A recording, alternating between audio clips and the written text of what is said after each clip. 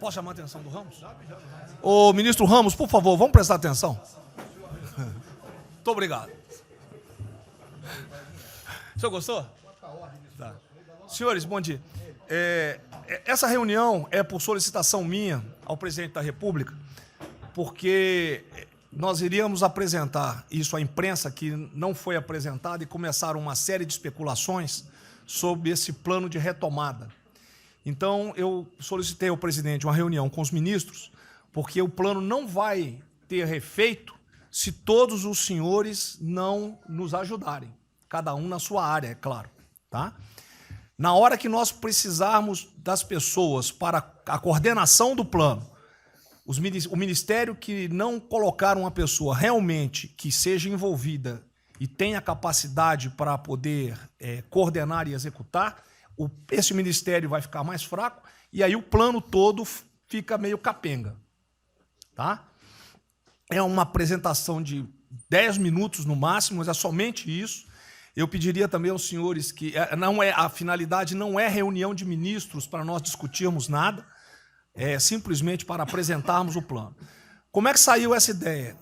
Eu estava conversando com diversos ministros, entre eles Rogério Marinho, o Tarcísio, inclusive o nome do plano, eu roubei de um plano do Tarcísio, né, Tarcísio? Né? Pedi autorização a ele, roubei. É um plano Marshall brasileiro. Né? E eu comecei a observar que tinha plano da Ministério de Desenvolvimento Regional, que a economia tem plano, que a saúde tem plano, e não estava havendo uma coordenação, uma sinergia. Então, esse foi o motivo dessa reunião aqui.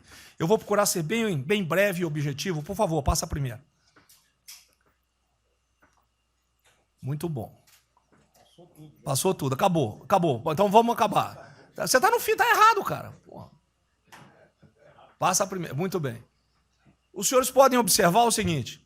Eu comecei com o presidente. O problema, nós estávamos invertendo a questão de uma lógica de raciocínio.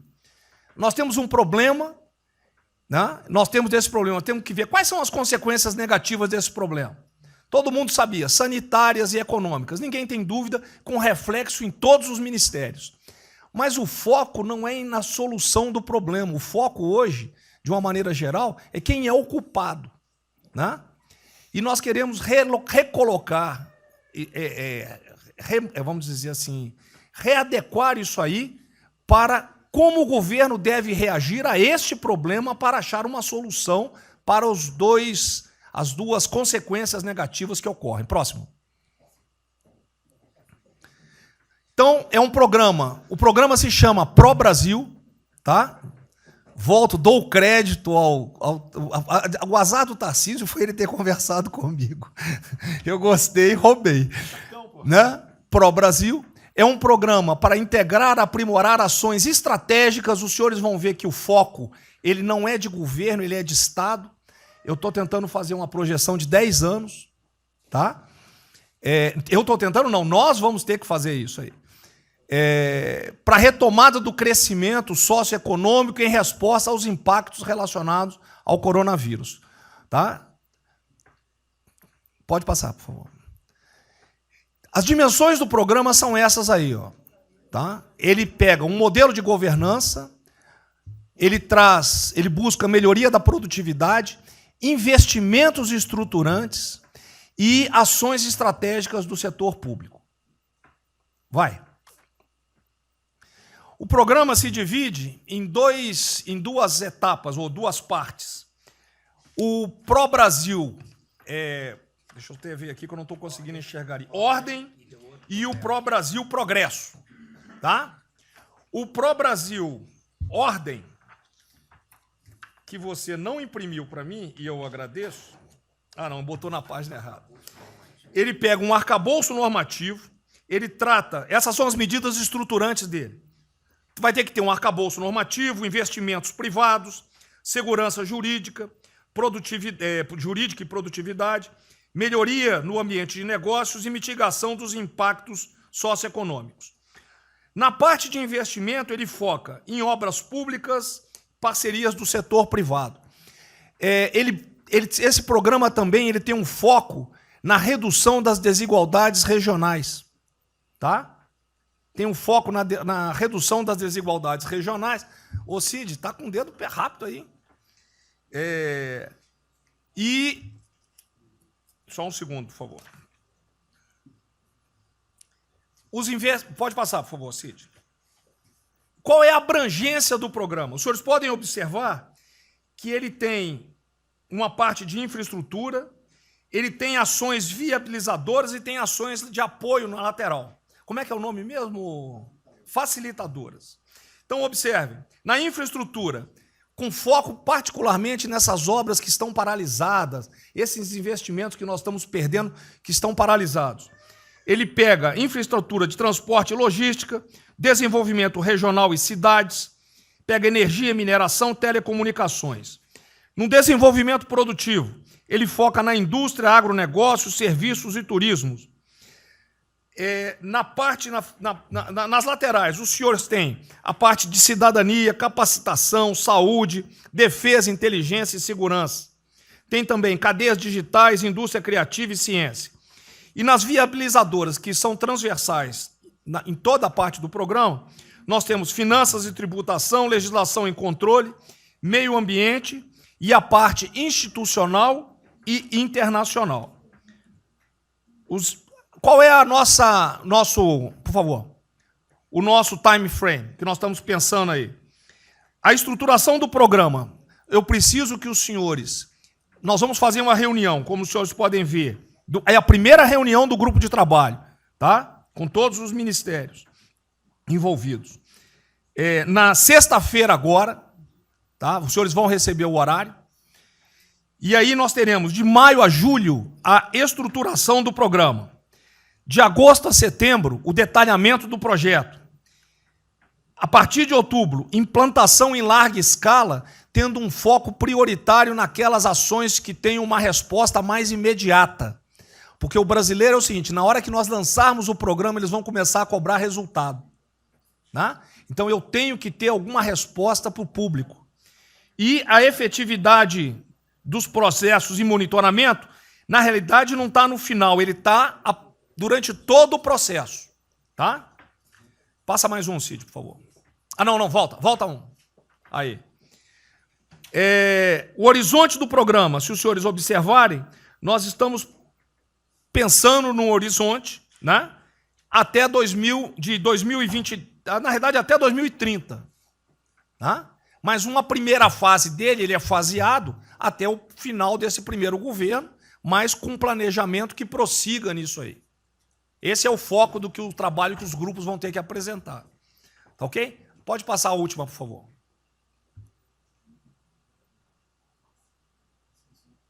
É sem som mesmo. Certo? Só um layout para os senhores.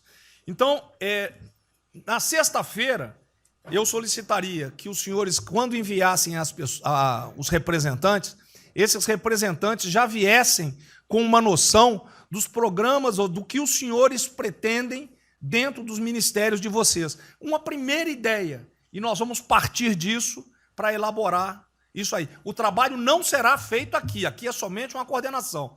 Cada ministério vai fazer e nós vamos coordenar. Presidente, era só isso. Vamos dar a palavra ao Paulo Guedes, que, com todo respeito aos demais, acho que é o ministro mais importante nessa missão aí. Eu queria fazer a primeira observação, é o seguinte, não chamem de plano Marshall, porque revela um despreparo enorme. Não, isso aqui foi só... Então, quando se falou em plano Marshall, Pro Brasil é um nome espetacular, 10 mil. Plano Marshall é um desastre, porque revela despreparo nosso. Plano Marshall, por exemplo, os Estados Unidos podem fazer um plano Marshall para nos ajudar. A China deveria financiar um plano Marshall para ajudar todo mundo que foi atingido. Então, a primeira inadequação, a gente tem que tomar muito cuidado, é o seguinte, é o plano pró-Brasil. Não se fala plano Marshall porque é um desastre, vai revelar a falta de compreensão das coisas. A segunda coisa é o seguinte, é super bem-vinda essa iniciativa para nos integrarmos todos. Agora, não vamos nos iludir. A retomada do crescimento vem pelos investimentos privados, pelo turismo, pela abertura da economia, pelas reformas. Nós já estávamos crescendo. Voltar uma agenda de 30 anos atrás, que é investimentos públicos financiados pelo governo. Isso foi o que a Dilma fez 30 anos. Então, está cheio de gente pensando nessa eleição agora e botando coisa na cabeça de todo mundo aqui dentro. São governadores querendo fazer a festa, são, às vezes, ministros querendo aparecer, tem de tudo. E todo mundo vem aqui, vamos crescer, agora temos que crescer, tem que ter resposta imediata, porque o governo vai gastar. O governo quebrou. O governo quebrou em todos os níveis. Prefeitura, governador e governo federal. O que nós conseguimos fazer? Nós sinalizamos o contrário. Nós desalavancamos o banco público, reduzimos o endividamento, baixamos os juros e o Brasil ia começar a voar. Então, se a gente lançar agora um plano... todo o discurso é conhecido. Acabar com as desigualdades regionais. Marinho, claro. Está lá, são as digitais dele. É bonito isso, mas isso é o que o Lula, que a Dilma estão fazendo há 30 anos. Se a gente quiser acabar igual a Dilma, a gente segue esse caminho. Então, eu acho o discurso bom, mas nós temos que tomar cuidado e reequilibrar as coisas. Não pode ministro, para querer ter um papel preponderante esse ano, destruir a candidatura do presidente, que vai ser reeleito se nós seguirmos o plano das reformas estruturantes originais. Então, eu tenho que dar esse recado, nós vamos estar à disposição, nós vamos ajudar tudo, mas nós não podemos nos iludir. O caminho desenvolvimentista foi seguido. O Brasil quebrou por isso. O Brasil estagnou. A economia foi corrompida, a política foi corrompida, a economia estagnou através do excesso de gastos públicos. Então, achar agora que você pode se levantar pelo suspensório, como é que um governo quebrado vai investir, vai fazer grandes investimentos públicos? Tarcísio sabe disso, conversamos sempre. Tarcísio sabe o seguinte, quanto é que você consegue, Tarcísio, passar de 5 bi para quanto? Para 15, para 20, para 30? Multiplicou por 6. Quanto é que você consegue de investimento em concessões? 250. Tá certo? Então, ó, tem 100 bilhões vindo para saneamento, tinha 100 bilhões que viriam, as 17 maiores petroleiras do mundo viriam para a nossa cessão onerosa, 100 bilhões de cessão onerosa, 100 bilhões de mineração, 100 bilhões de saneamento, 230 bilhões de concessões, 500 bilhões. Cadê o dinheiro do governo para fazer isso? Não tem. Então, quem está sonhando é sonhador. A gente aceita. Politicamente, a gente aceita. Vamos fazer todo o discurso da desigualdade, vamos gastar mais, precisamos eleger o presidente, mas o presidente tem que pensar daqui a 3 anos. Não é daqui a 1 ano, não. Tem muita gente pensando na eleição desse ano. É só a observação que eu faria. Eu estou fora de eleições municipais. Só um minutinho. A ideia aqui, ninguém falou em investimento público por enquanto. Inclusive, nós falamos ali em investimento... Falamos, inclusive, em investimentos privados. O que tem que acontecer é o seguinte, eu estou vendo o plano de toda gente, nós temos que centrar... Isso, e aí, não, a imprensa, fundamental, a economia fundamental. vai dar exatamente o que pode, o que não pode. Fundamental a coordenação. Até Até para não sair na imprensa o que está saindo. Porque saiu na imprensa assim, plano Marshall e economia está fora. Quer dizer, alguém foi para a imprensa e falou, ó, vê um plano Marshall aí e a economia está fora. Quer dizer, enfraquecer o nosso discurso no momento desse é uma tolice, é um atentado contra nós mesmos. Espera um pouquinho, dá licença um pouquinho. Questão da imprensa. Eu acho que eu resumi hoje na frente do Palácio em 20 segundos. Eu não vou falar com vocês, que vocês vão deturpar, vocês inventam e potencializam. Tem que ser o papel de cada um. Não pode um sair daqui no cantinho, foi mais ou menos isso. Não pode falar nada, tem que ignorar esses caras, 100%. Senão a gente não vai para frente. A gente está sendo pautado para esses pulhas, o tempo todo jogando um contra o outro, até a Tereza Cristina contra mim, quem diz? Vou apaixonar pela Tereza Cristina, jogo ela contra mim, o tempo todo. Tá? Então, se a gente puder falar zero com a imprensa, é a saída. Bom, eu vou ser muito rápido aqui, general. Primeiro, parabéns. É fundamental esse processo de coordenação e de centro de governo. Nós precisamos ter isso cada vez mais aprofundado e com melhor qualidade. Segundo, eu quero, não precisa, mas eu quero me somar a essa visão do ministro Paulo Guedes, porque, vamos lá, nós recebemos o governo com 36 mil obras paradas. Oriundas da onde? Do PAC.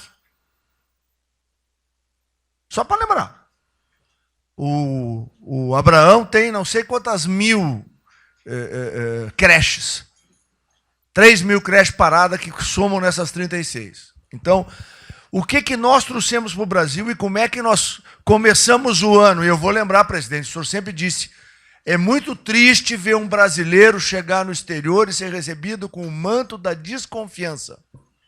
Pois nós passamos, Paulo Guedes, o ano todo, Tarcísio, Tereza, Bento, o nosso ministro Marcos Pontes e outros, andando pelo mundo e fazendo o quê? Vendendo o Brasil.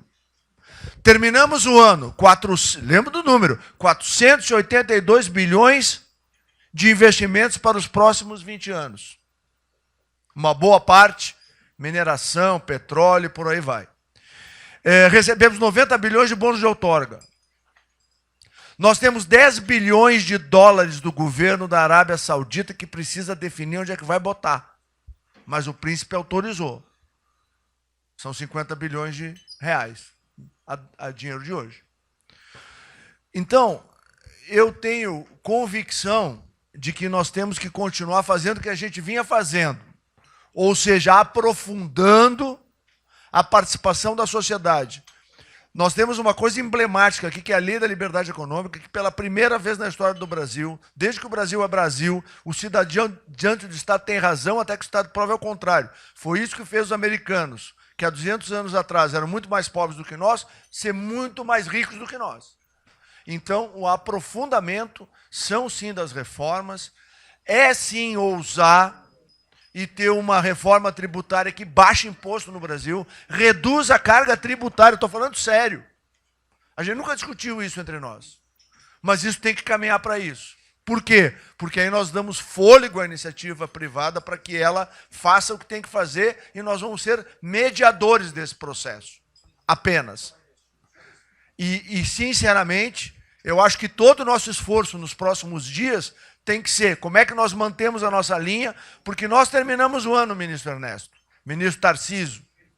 O senhor foi recebido na Federação das Indústrias Alemãs com um slide que mostrava a 163 com os caminhões atolados e a 163 pavimentada.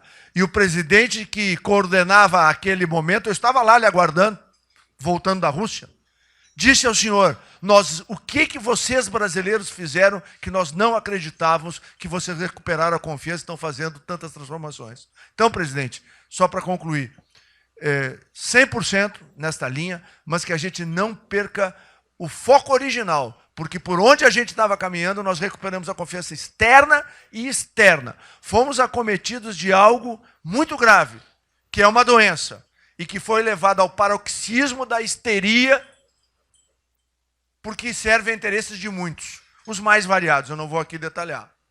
Mas, sinceramente, temos que rapidamente voltar ao que nós estamos fazendo, porque nós estamos no caminho certo, e a prova disso é que todo mundo voltou a olhar o Brasil com respeito.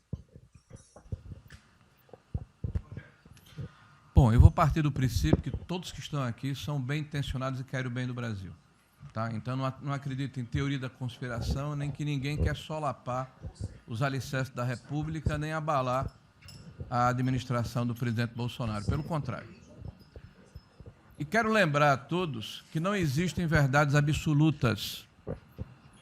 Por favor, vamos refletir. O que está acontecendo hoje no mundo não tem parâmetro nos últimos 100 anos. O que está acontecendo hoje no mundo vai permitir, de acordo com a FMI, foi a previsão de uma semana atrás, de uma diminuição de quase 3% do PIB mundial, e no caso do Brasil, de mais de 5%. Não tem paralelo. Em situações extraordinárias, remédios extraordinários de forma circunstancial. Isso não significa que nós tenhamos a necessidade de implantarmos uma política permanente. O ministro Braga Neto está, na sua apresentação, ele estabelece, inclusive, um limite temporal e deixa claro que é uma política de Estado. O que eu peço é que nós tenhamos aqui as mentes abertas e que os dogmas, quaisquer que sejam eles, presidente, sejam colocados de lado nesse momento. Porque os governos do mundo, certamente, têm a capacidade de entender o que está se passando. E eu tenho visto governos extremamente liberais preparando programas de reconstrução, levando em consideração a necessidade de que o Estado Nacional passe a ter um papel diferente como tomador de risco nesse momento em que há uma queda abrupta da liquidez. O ministro Onyx fala com muita propriedade da Arábia Saudita, dos 10 bilhões de dólares. É bom lembrar, está aqui o ministro Bento, que está se pagando para se retirar petróleo do mundo. Os países vão utilizar suas respectivas liquidez para resolver os seus problemas de infraestrutura e de retomada das suas economias. Nós temos que ter segurança jurídica, senhor presidente. Respeito a contratos, senhor presidente. Capacidade de alavancar recursos privados com a inversão de recursos públicos, sim. É bom lembrar que eu tenho ouvido falar, não sei se é verdade, depois a gente vai colocar na ponta do lápis, que a gente pode chegar a 600 bilhões de reais esse ano de ajuda a empresas e a pessoas físicas. Recursos do governo federal, fruto de endividamento do governo, desse governo, que vai terminar o ano com um déficit 4, 5, 6 vezes maior do que estava precificado no início do ano. Caiu um meteoro sobre as nossas cabeças. Então, por favor, nós não podemos começar uma discussão com verdades absolutas e com dogmas estabelecidos ao longo de 100 anos, em função de uma catástrofe que se abateu sobre o mundo, e os governos de todo o mundo estão se debruçando sobre o assunto, entendendo que muda o papel do Estado. Senhor presidente, é bom lembrar que, quando houve a unificação da Alemanha, eu acho que esse é um fato histórico irrefutável, o Estado alemão entendeu e fez um pacto de que haveria necessidade de investir em capital humano e infraestrutura na Alemanha Oriental para diminuir desigualdades regionais. E esse é um pacto do Brasil. Essa pode ser uma catástrofe que vai nos afundar, ou pode ser uma onda para a gente surfar, uma alavanca para recuperar o país. Todos os países do mundo estão submetidos ao mesmo processo. Vai depender da nossa capacidade de termos uma opção clara de que forma vamos sair desse problema. Se vamos gastar 600 bilhões de reais para resolver uma situação que é emergencial e todos reconhecemos que é necessária, de darmos segurança à população, no caso alimentar, para evitarmos o caos, para diminuirmos a mortandade das empresas, muito bem, está correto, essa é a boa direção. Por que não 5%, 6%, 7% desse total, 10% desse total, em obras de infraestrutura? Por que não termos a capacidade de alavancarmos o emprego no momento em que a retomada, todos os economistas aqui reconhecem, vai ser muito lenta? Bom, eu só estou falando isso, presidente, para que nós possamos ter essa discussão sem dogmas, sem verdades absolutas, sem a preocupação de que as coisas continuam como eram antes. Não são como eram antes, aqui e no mundo inteiro. Presidente, eu estava assistindo atentamente a apresentação do colega ministro Braga Neto, e na parte final, ali no slide das questões transversais, está o meio ambiente, mas eu acho que o que eu vou dizer aqui sobre o meio ambiente se aplica a diversas outras matérias. Nós temos a possibilidade, nesse momento que a atenção da imprensa está voltada quase que exclusivamente para o Covid e daqui a pouco para a Amazônia, o general Mourão tem feito aí os trabalhos preparatórios para que a gente possa entrar nesse assunto da Amazônia um pouco mais calçado, mas não é isso que eu quero falar. A oportunidade que nós temos, que a imprensa não está nos dando um pouco de alívio nos outros temas, é passar as reformas infralegais, de desregulamentação, simplificação, todas as reformas que o mundo inteiro, nessas viagens que se referiu o Onyx, certamente cobrou dele, cobrou do Paulo, cobrou da Tereza, cobrou do Tarcísio, cobrou de todo mundo, da segurança jurídica, da previsibilidade, da simplificação. Essa grande parte dessa matéria, ela se dá em portarias e normas dos ministérios que aqui estão, inclusive o de meio ambiente, e que são muito difíceis, e nesse aspecto acho que o meio ambiente é o mais difícil de passar qualquer mudança infralegal em termos de instrução normativa e portaria, porque tudo que a gente faz é pau no judiciário, no dia seguinte. Então, para isso precisa ter um esforço nosso aqui, enquanto estamos nesse momento de tranquilidade no aspecto de cobertura de imprensa, porque só fala de Covid, e ir passando a boiada, e mudando todo o regramento, e simplificando normas, de IFAM, de Ministério da Agricultura, de Ministério do Meio Ambiente, de Ministério disso, de Ministério daquilo. Agora é a hora de unir esforços para dar de baseada a simplificação de regulatório que nós precisamos, em todos os aspectos. E deixar a AGU, o André não está aí, né?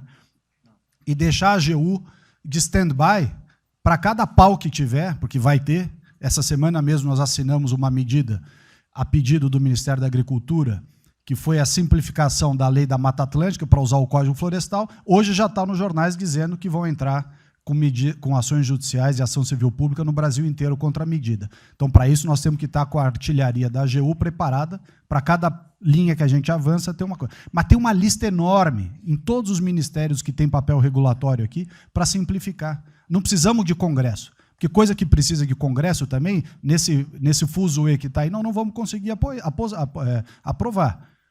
Agora tem um monte de coisa que é só parecer, caneta. Parecer, caneta. Sem parecer também não tem caneta, porque dar canetada sem parecer é cana. Então, isso aí vale muito a pena. A gente tem um espaço enorme para fazer. E, enfim, acho que essa é uma questão importante que estava aí nos slides, Braga Neto. Isso, exatamente. Me ligou agora de manhã o Eduardo Gouveia Vieira, da Firjan. Ele quer fazer uma videoconferência onde mais de 300 empresários do Rio, que é um pouquinho abaixo do potencial de São Paulo, para hipotecar a solidariedade. A ideia que nós temos de reabrir o comércio. A desgraça que vem pela frente, eu acho que o Paulo Guedes está sendo até legal, hein, Paulo Guedes? Eu não sou economista, não.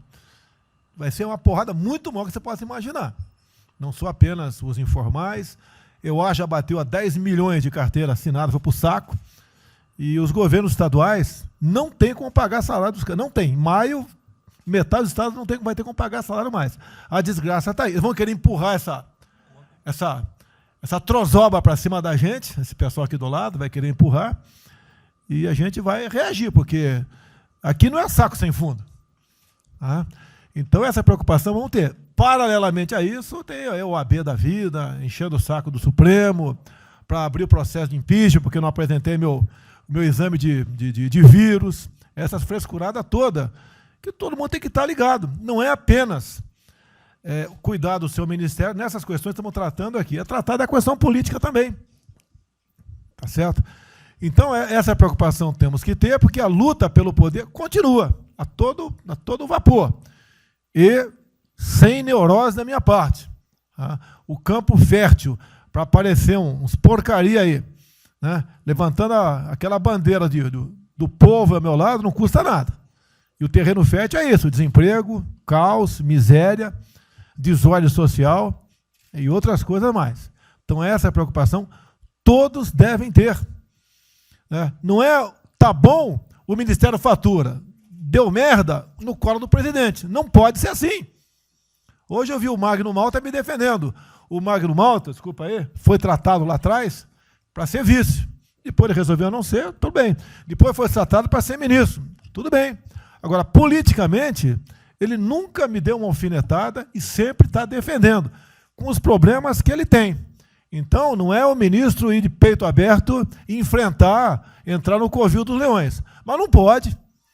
Né? Por exemplo, quando se fala em possível impeachment, ação no Supremo, baseado em filigranas, eu vou em qualquer lugar do território nacional. Ponto final. O dia que for proibido de ir para qualquer lugar do Brasil, pelo Supremo acabou o mandato. E espero que eles não decidam, ou ele, né, monocraticamente, querer tomar certas medidas, que daí nós vamos ter uma crise política de verdade. E eu não vou meter o rabo no meio das pernas. Isso, zero. Tá certo? Porque se eu errar, se achar um dia ligação minha com o empreiteiro, dinheiro na conta na Suíça, porrada, sem problema nenhum. Vai para o impeachment e vai embora. Agora, com frescura, com babaquice, não.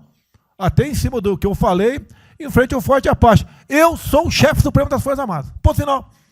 O pessoal estava lá, eu fui lá. Dia do Exército. E falei algo que eu acho que não tem nada demais. Mas a repercussão é enorme. Oh, AI-5. Cadê o AI-5? Acabou com o AI-5, não existe adicional no Brasil mais. É uma besteira. Artigo 142. É um pessoal que não sabe interpretar a Constituição. Agora, em cima disso, fazer uma onda. Vamos ouvir deputados, empresários, sei lá o que for. Agora, quando a Câmara faz lá dentro uma homenagem a Che Guevara, a Mao Tse Tung e tudo mais, não tem problema nenhum. Quando o Partido Comunista do Brasil faz suas convenções e idolatra lá Fidel Castro, então não tem problema nenhum. Quando um coitado levanta uma placa de AI-5, que eu estou me lixando para aquilo, porque não existe AI-5. Não existe. Artigo 142. Nós queremos cumprir o artigo 142, todo mundo quer cumprir o artigo 142. Em haver necessidade, qualquer dos poderes pode, né, pedir às Forças Armadas, né, que intervenham para restabelecer a ordem no Brasil, naquele local, sem problema nenhum. Agora, todos, né, têm que se preocupar com a questão política, e a quem de direito, tira a cabeça da toca, porra. Não é só ficar dentro da toca o tempo todo, não. Estou bem, estou cuidando da minha imagem, a minha imagem está aqui, eu sou bonitinho, e o resto se explode. Não, tem que fazer a sua parte.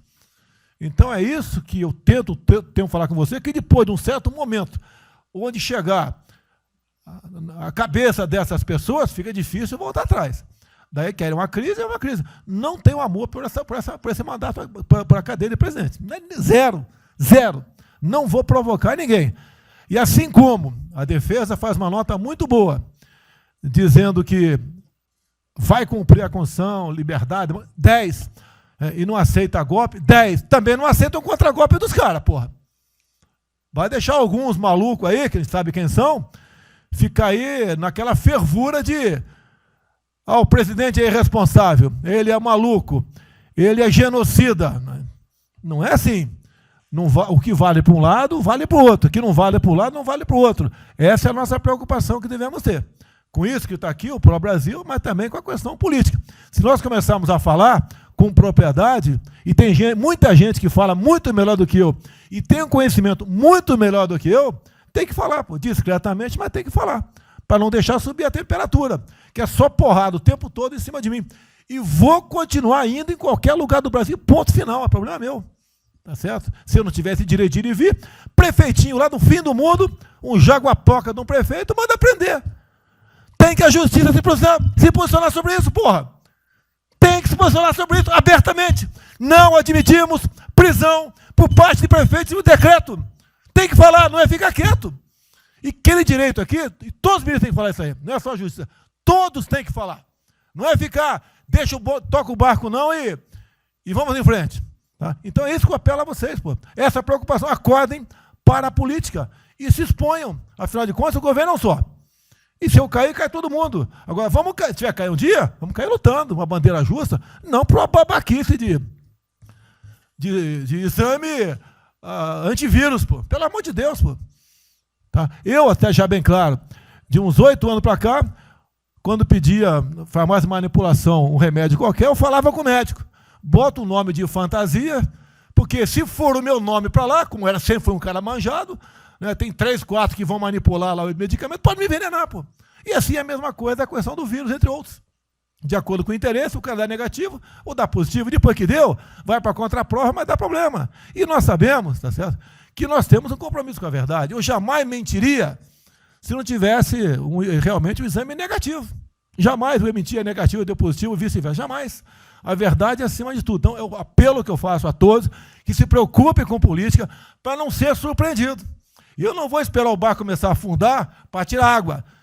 Estou tirando água e vou continuar tirando água de todos os ministérios. No canto é isso. A pessoa tem que entender. Se não quer entender, paciência, pô. E eu tenho o poder e vou interferir em todos os ministérios, sem exceção. Nos bancos eu falo com o Paulo Guedes, se tiver que interferir. Nunca tive problema com zero problema com o Paulo Guedes. Agora, os demais, eu não posso ser surpreendido com notícias. Pô, eu tenho a PF que não me dá informações. Eu tenho as inteligências das Forças Armadas que não têm informações. A BIM tem seus problemas. Tem algumas informações. Só não tenho mais porque está faltando, realmente, temos problemas. Aparelhamento, etc. Mas a gente não pode viver sem informação. Quem é que nunca ficou atrás da porta ouvindo que seu filho ou sua filha está está comentando. Tem que ver, para depois que ela engravida, não adianta falar com ela mais. Tem que ver antes. Depois que o moleque encheu os cornos de droga, não adianta mais falar com ele, já era. E a informação é assim. Eu estava vendo, estudando no fim de semana aqui, como é que o serviço chinês secreto trabalha nos Estados Unidos. Qual a preocupação nossa aqui? É simples o negócio. Ah, não deve falar publicamente. Deve falar como? Está todo mundo vendo o que está acontecendo?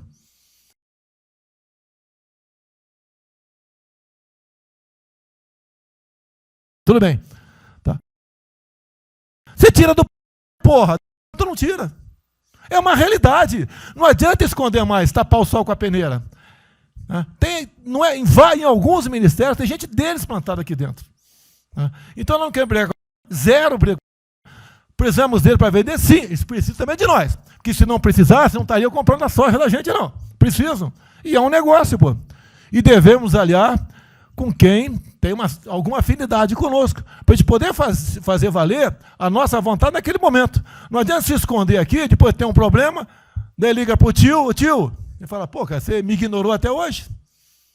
Você só não me chamou de imperialista, igual a esquerdalha e o FHC falava no passado. No resto, agora não dá mais. Então, essa é a preocupação que temos que ter, a questão estratégica, que não estamos tendo. E me desculpe, o serviço de informações nosso, todos, são uma vergonha, que eu não sou informado. E não dá para trabalhar assim, fica difícil. Por isso, vou interferir. E ponto final, pô. Não é ameaça, não é uma extrapolação da minha parte, é uma verdade. Como eu falei, né? Dei os ministérios para os senhores, o poder de veto. Mudou agora, tem que mudar, pô. E eu quero realmente governar o Brasil. Nós precisamos de todos aqui, como disse o Marinho, né? Aqui é o mesmo barco. Se alguém cavar no porão aqui, vai todo mundo para o saco aqui, vai todo mundo morrer afogado. Então é isso que a gente precisa, é pensar além do que tem que fazer internamente aqui. Quando explodiu em metro, eu conversei com o Paulo Guedes. Desculpa a linguagem, é uma putaria o Inmetro. Trocar tacógrafo, tocar taxímetro, botar chip na bomba de combustível, putaria, igualzinho a tomar 3 pinos. Está muito bem agora, a imprensa enfiou porrada. Botou um coronel. Coronel formado pelo IME. Não ia botar um coronel sem uma formação. Tá? E assim nós devemos agir, como estava discutindo agora. IFAM, está lá vinculado à cultura. Eu fiz a cagada em escolher, não escolher uma pessoa que tivesse também outro perfil. Uma excelente pessoa que está lá, tá? Mas tinha que ter outro perfil também. O IFAM para qualquer obra no Brasil. Compara do Luciano Hang. Encontra lá um cocô petrificado de índio, para a obra, pô. Para a obra. O que tem que fazer? Alguém no IFAM que resolva o assunto. E assim nós temos que proceder. E assim, cada hora, como eu falei da Tereza Cristina, que mudou uma instituição normativa, revogou uma instituição normativa, ajudou 400 mil pessoas no Vale do Ribeira, parabéns a ela. Assim são outras decisões. A questão de armamento, tá? As questões de... por quê? Espera aí. Senhor ministro da Justiça, por favor. Foi decidido há pouco tempo que não podia botar algema em quase ninguém. Por que estão botando algema em cidadão que está trabalhando, ou mulher que está em praça pública, e a justiça não fala nada? Tem que falar, pô. Vai ficar quieto até quando? Ou eu tenho que continuar me expondo? Tem que falar, botar para fora, esculachar. Não pode botar algema. Decisão do próprio Supremo. E vão ficar quieto até quando? Ficar humilhando o nosso povo. Porque isso está crescendo. O pessoal fica apontando para mim, votei em você para você fazer alguma coisa. Votei em você para você tomar decisões, para você brigar. E é verdade. Eu estou me lixando com a reeleição. Eu quero mais que alguém seja eleito, se eu vier candidato, tá? Eu quero ter paz no Brasil, mais nada.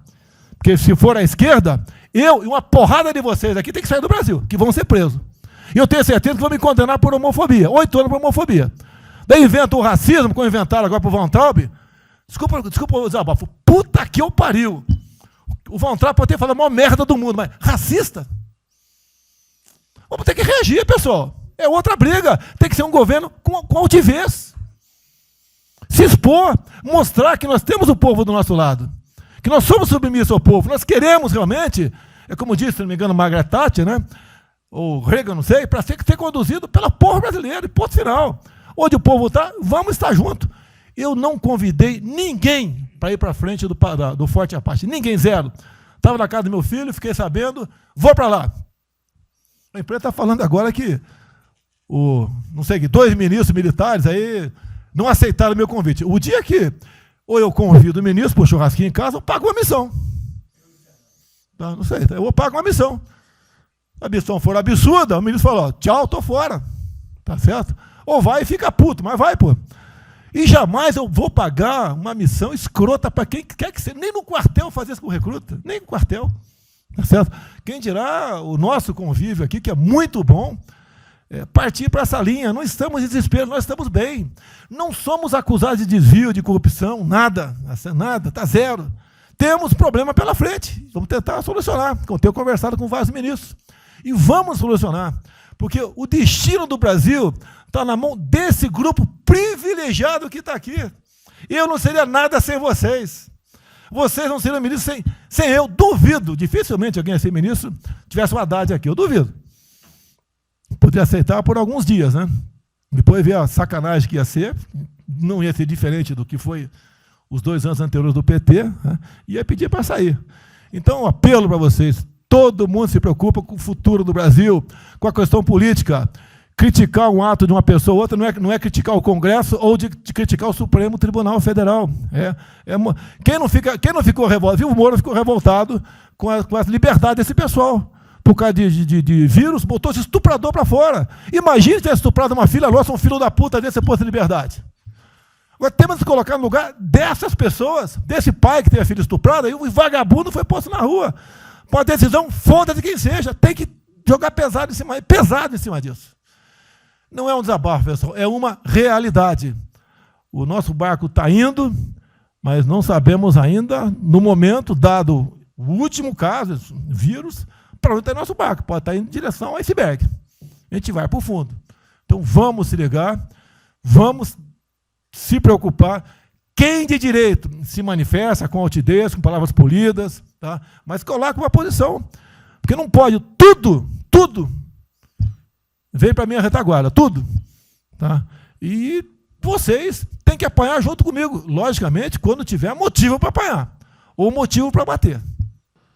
Não, bem, a primeira questão do plano ali que foi apresentado, fica aqui o registro do meu elogio, certo que ele tem que ser preenchido aí nos detalhes, existem as questões econômicas a ser resolvidas lá pelo Ministério da Economia, a ser trabalhado também com as outras áreas econômicas. Só faria uma sugestão aqui, ministro, se pudesse colocar desde logo, em algum momento desse plano, alguma referência importante também à segurança pública e a controle da corrupção. Foram 2 temas centrais, né, nas últimas eleições, e são 2 temas que, embora, é claro que o plano vai ficar sujeito aí ao detalhamento necessário, mas acho que é importante ter uma referência inicial para não parecer que nós estamos descurando desses aspectos específicos. Nós não entramos em detalhes, porque isso aqui, o senhor viu que todos os ministérios praticamente estão dentro, isso aí, para mim, viria no detalhamento do Ministério. Mas eu acho que politicamente cabe. Não, sim. Não, eu entendo que cabe no detalhamento, mas acho que uma referência, né, seria interessante. A gente tem que apontar também que ou foi uma vitória do governo, do presidente. Ano passado houve uma queda expressiva desses principais indicadores criminais. Isso, embora seja mais vinculado com a questão da vida e segurança das pessoas, também é um fator importante para o investimento econômico, para atrair, melhorar o ambiente econômico. E o controle da corrupção também é pressuposto, né? Então, faria exclusivamente essa sugestão específica.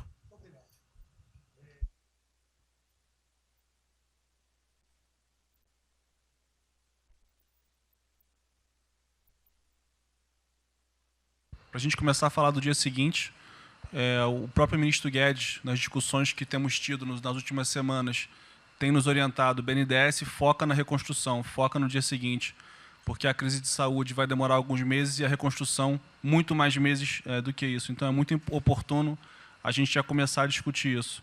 Segundo, aqui eu subscrevo as palavras do ministro Salles. O que a gente tem observado nos projetos e concessões e etc., uma parte crítica, essa legislação ou funcionamento da máquina pública.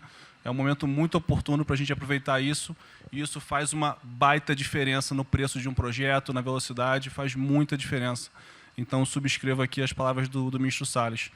E, por último, ministro, quando eu assumi o banco em julho, o banco estava montado como uma fábrica de empréstimo, e o banco, durante 15 anos, foi uma fábrica de empréstimo. De julho até hoje, a gente fez uma reestruturação completa no banco, montando o que eu acredito hoje ser já o maior banco de investimento do Brasil em pessoas, e um banco de investimento de serviços focado em planejamentos econômicos setoriais e estruturação de projetos. Tá? O banco já está atuando dessa forma. Temos um vasto conhecimento setorial, um vasto conhecimento de planejamento, já está rodando a contento, e esse BNDES de hoje se parece muito mais com o BNDES de 20 anos atrás, que era o BNDES que planejava e estruturava esses projetos para o Brasil. Então, eu queria colocar aqui à sua disposição, que nos use, estamos a serviço. Então, o que o senhor achar adequado e razoável, tanto no fornecimento de informações, mas como também nesse planejamento, na coordenação, temos já um modus operandi, uma estrutura que é plug and play. Se o senhor quiser usar, já está pronta para rodar para esse tipo de mapeamento e estruturação de projeto. Então, por favor, sinta-se bem à vontade de nos usar integralmente aqui na coordenação desse projeto, caso o senhor entenda adequado. Tá?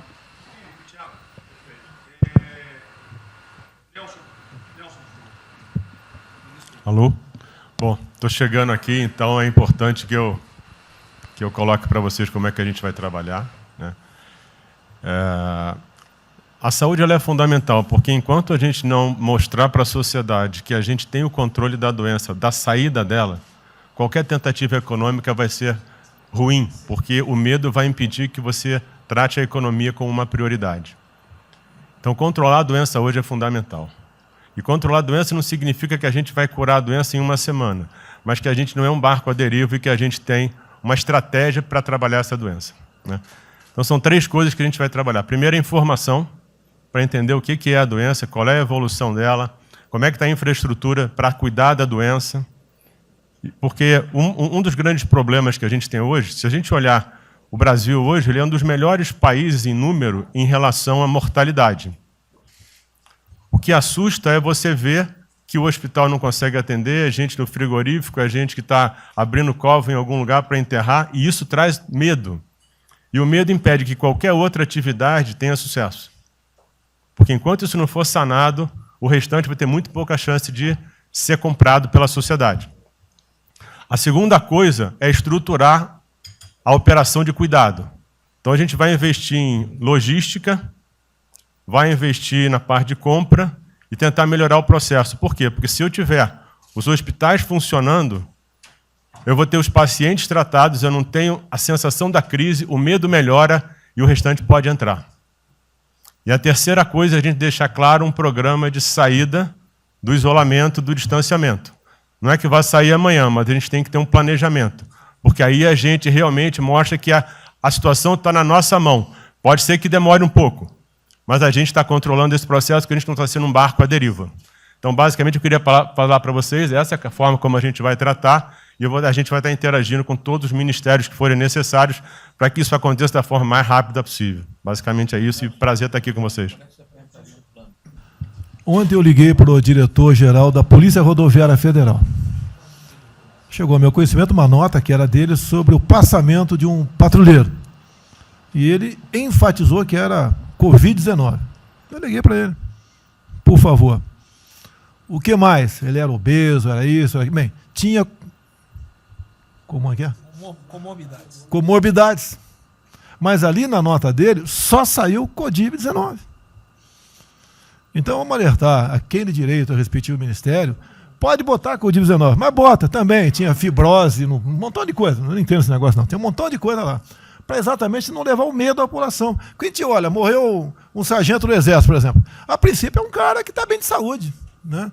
Um policial federal, né? Seja lá o que for. E isso daí não pode acontecer. Então a gente pede esse cuidado com os colegas, tá? A quem direito ao respectivo ministério, que tem alguém encarregado disso, né?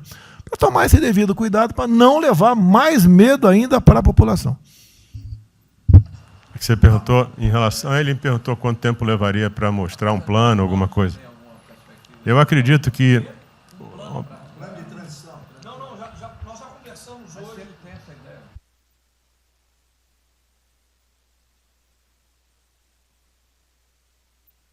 A gente está trazendo um reforço para poder acelerar esse processo, porque, na verdade, a gente está correndo contra o tempo.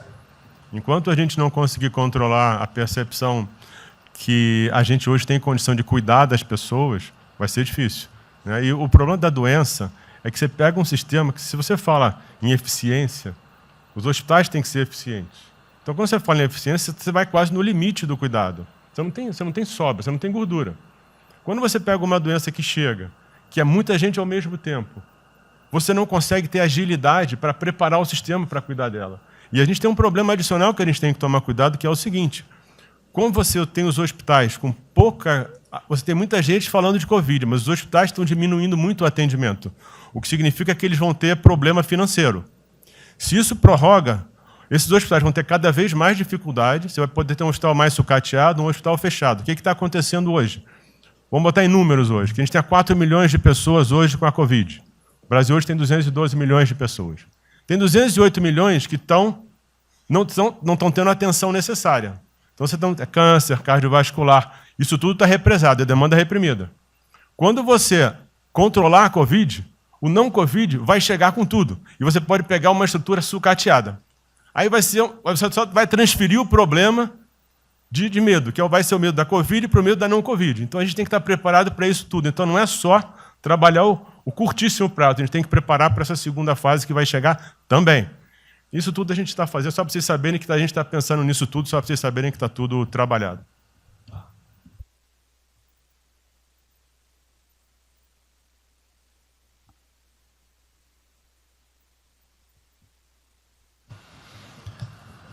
Só para louvar a iniciativa, acho que é importante essa coordenação da Casa Civil. Tenho certeza que é o que a sociedade... A sociedade espera isso de nós. A boa notícia é que a gente vem conversando com os investidores, eles estão interessados no nosso programa de concessão. É claro que a gente vai ter que ajustar alguma coisa nos projetos em função da percepção do nível de risco, e a gente vai fazer isso calibrando taxa de retorno, monitorando melhor agora a questão da demanda, né, reestimando demanda nos projetos, mas a gente tem certeza que os projetos vão sair. Qual o cuidado que a gente tem que ter? A gente fala em 250 bi de investimentos, só que concessão funciona o seguinte: o que a gente contratar agora vai gerar investimento em 2023, 2024. Não é imediato. E a gente vai precisar de fazer alguma coisa imediata. E aí tem que ter a inteligência, porque também não adianta. Ministro Paulo, me dá lá 30 bi por ano. Eu não vou gastar, eu não vou usar. Eu não vou ter condição de fazer, de usar isso. Né? Porque nos períodos áureos lá, que a gente executou mais, a gente consegue ali ter uma capacidade operacional de executar 13, 14 bi, não mais do que isso. E a gente já tem 8 de orçamento por ano. Então, no final das contas, a gente fazendo as contas e vendo o que nós já temos de projeto pronto, o que é necessário, que agrega valor imediato. É 135 Maranhão lá, que leva a safra para o Porto de Itaqui, que se acabou. Ali eu posso fazer uma intervenção imediata. E do que a gente vai falar? Eu estou falando de pegar os 8 que a gente tem e agregar mais 3, mais 4 por ano. É essa a conta. E eu acho que isso é realmente necessário para gerar emprego, para dar a resposta que a sociedade está querendo e conjugando isso com o investimento privado. As duas coisas têm que andar junto, né?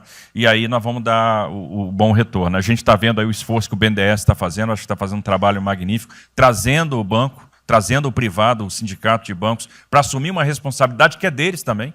O Banco Central injetou um monte de liquidez aí no sistema, para o dinheiro não ficar empossado, e aí preservando o caixa para atuar, né, nesses projetos de infraestrutura, que vai ser fundamental. Então, eu acho que é essa linha que nós precisamos ter, né? E tivemos aí 2 caras aí na história recente que pegaram terra arrasada e entraram para a história. Um foi o Roosevelt, o outro foi o Churchill. O terceiro vai ser o Bolsonaro.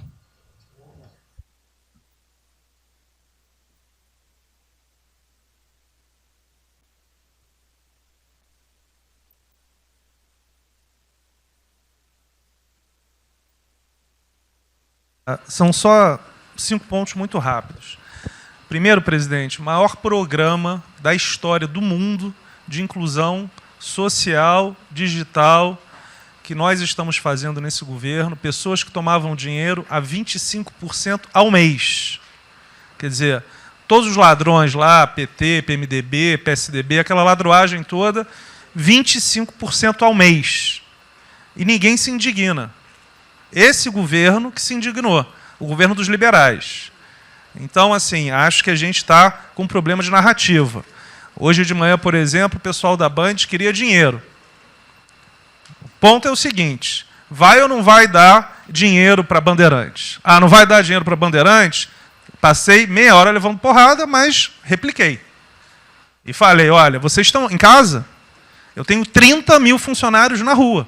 Não tem esse negócio, essa frescurada de home office. Eu já visitei 15 agências. E você em casa? Aí o pessoal ficou um pouco mais calmo. Quer dizer, eu posso ter 30 mil brasileiros nas agências lá. Sabe quantas pessoas a Caixa está pagando hoje? 7 milhões de pessoas. E todo mundo em home office. Que porcaria é essa? Desculpa o meu ponto, presidente. Quando o senhor falou, pô, eu vou me emocionar. O Luiz Lima, que nadou com meu pai, foi atleta olímpico, teve a esposa e a filha de 14 anos presa ontem, num camburão. Que porra é essa? Desculpa. Que porra é essa? O cara vai pro camburão com a filha. Se fosse eu, ia pegar minhas 15 armas e ia dar uma... Eu ia morrer. Porque se a minha filha fosse pro camburão, eu ia matar ou morrer. Que isso? Estava nadando, é uma atleta olímpica. Você tira a pessoa está nadando com 14 anos. Eu tenho uma filha, Maria, de 14 anos. Se a minha filha fosse para o camburão, ou eu matava ou eu morria. Que isso? E a esposa do Luiz Lima nem usou o fato de ser esposa de um deputado federal. Mas ela assim, foi calado e saiu calado. E aquele governador roubando para a direita, para tudo quanto é lado. Então o governador rouba, aí ele sai prendendo todo mundo e fica tudo isso por isso mesmo. Aí a gente faz o maior programa da história da humanidade de inclusão de pessoas que recebiam 25% ao mês, cobravam. PSDB, PT, PMDB, aquele grupo todo. Na hora de privatizar, todo mundo, porra, com 200 milhões, 300 milhões, porra. Tem vice-presidente da Caixa que eu expulsei, dos 120, 105 eu tirei. E se o senhor precisar, obviamente, o meu chefe, o ministro Paulo Guedes, ele decide. Não tem problema. Inclusive, porque o que acontece é o seguinte, se roubar, eu vou ligar para o ministro Moro para prender. Agora, se precisar de uma diretoria, não sei o quê, desde que sejam honestos, o ministro Paulo Guedes é que decide, etc. Mas dos 120, eu tirei 105. E na Caixa não tem desonestidade, até onde eu saiba. Mas, assim, eu acho que a gente está levando muita porrada, presidente. E, de novo, não estou dizendo de ninguém daqui, não. Só leva porrada. Agora, tem um limite. Desculpa, todo lugar que eu vou, as pessoas normalmente são educadas. Mas a paciência chega num limite, obviamente não dessa maneira, eu acho que tem um ponto. Nós estamos emprestando 154 bilhões de reais, mas só um ponto que eu acho importante, Tarcísio é super meu amigo e ele é muito esperto. Qual que é o grande ponto que a gente tem que evitar? O cara que está quebrado, já estava quebrado antes e quer a nossa molezinha. Então, assim, claramente tem que ajudar, e eu concordo. Tanto que nós emprestamos 43 bilhões de reais para o segmento imobiliário. 1,5 milhão de pessoas deixaram de ser demitidas. Agora, não é para todo mundo, não. Aquela empresa que já estava quebrada antes, por que a gente vai dar molezinha? Então, este ajuste fino é importante, os bancos têm que fazer. Por quê? Último ponto que eu falo. Já estou sendo processado também, vamos nós dois juntos para a cadeia, por causa do auxílio emergencial. Sabe o que tem? Tem gente do TCU dizendo que a gente está ganhando muito e tem gente dizendo que a gente está ganhando pouco. Ferrou. Ou seja, tem gente querendo me prender porque está dizendo que a gente está ganhando muito. E tem gente querendo me prender, que são aqueles caras lá que estavam antes, dando pouco. Vou acabar sendo preso, mas o que a gente não vai fazer? Deixar 30, 40, 50 milhões de pessoas passarem fome. Então, é só o meu recado dizendo o seguinte, a Caixa, o banco de todos os brasileiros. Poxa, a gente está com 30 mil pessoas. Eu passo ligando, 45 pessoas na Caixa tiveram coronavírus. 2 faleceram, um, na verdade, com 70 anos, que já estava aposentado, e outro. A pessoa, eu chorei mais do que a pessoa, a mãe. Uma pessoa em 30 mil que estão o dia inteiro. E eu já falei para minha esposa, se tiver qualquer coisa, eu vou tomar 1 litro de hidrocloroquina, aquelas coisas todas. Então, assim, eu acho que a gente está, só o último ponto, numa questão de histeria coletiva. Quer dizer, eu posso ter 30 mil funcionários da Caixa pagando 7 milhões hoje, 2 milhões na segunda, ontem a gente abriu 800 agências, vamos abrir no sábado, no domingo, 2 horas antes. Então, o que a imprensa quer? Que você pague e dane-se os funcionários da Caixa. Mas se morrer 2, Jornal Nacional, presidente Bolsonaro e presidente Pedro, irresponsáveis porque abriram. A gente só vai levar porrada. Agora, realmente, meu ponto é, É inaceitável, foi a primeira vez que aconteceu. Eu conheço a Milene Comini, atleta olímpica. Quer dizer, um atleta olímpico, a esposa atleta olímpica, a filha de 14 anos no camburão. Eu não sei se eles botaram atrás ou no meio. E aí você solta estuprador, então acho que realmente tem uma questão. E, de novo, eu quero só reforçar uma coisa. O ministro Moro, em um dia, resolveu um problema muito importante. Muito obrigado, ministro. O que aconteceu? Os guardas, né, os que ficam dentro da agência, não poderiam, pela legislação, ir para fora. O que aconteceu? O ministro, em 5 horas, resolveu o problema. Então, nos próximos 90 dias, os atendentes da Caixa Econômica Federal, os guardas, vão poder ir para fora para ajudar a fila. Né? Ou seja, porque tem uma fila, tem 250 agências que tem 500 pessoas na fila. E aí, com a ajuda do ministro Moro da Polícia Federal, eles emitiram uma portaria. Então, só para finalizar, quero agradecer, ministro, porque só o registro aí, esse até foi fácil de resolver, foi a Polícia Federal que resolveu.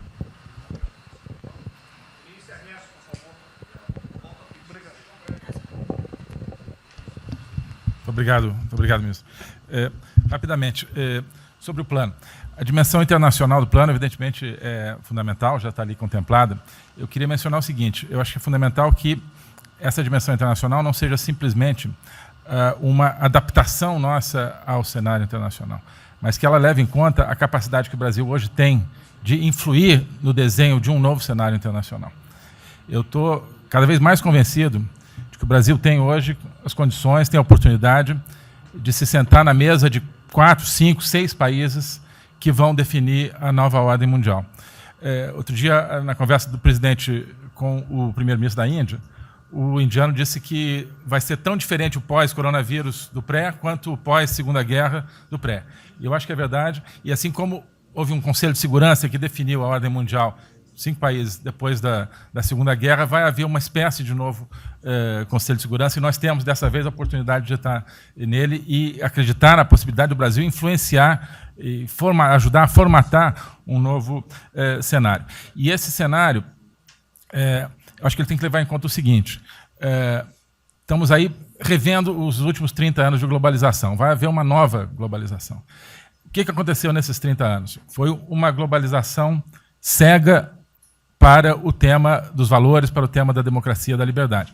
Foi uma globalização que, a gente está vendo agora, criou um modelo onde no centro da economia internacional está um país que não é democrático, que não respeita direitos humanos, etc. Né?